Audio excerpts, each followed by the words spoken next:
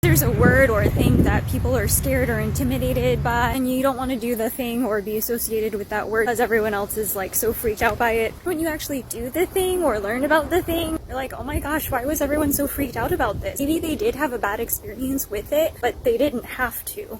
That's how I feel about music theory. People seem to think that we have to teach theory starting from 18th century functional harmony. But if you think about what theory actually is, it's just observing patterns in music, so why do we need to start in a specific period of history? I always suggest that people start with music that they are more familiar with. For the same reason I said in that last video, it's easier to learn theory or the grammar or when it's your native language, when it's a language that you already know how to speak fluently.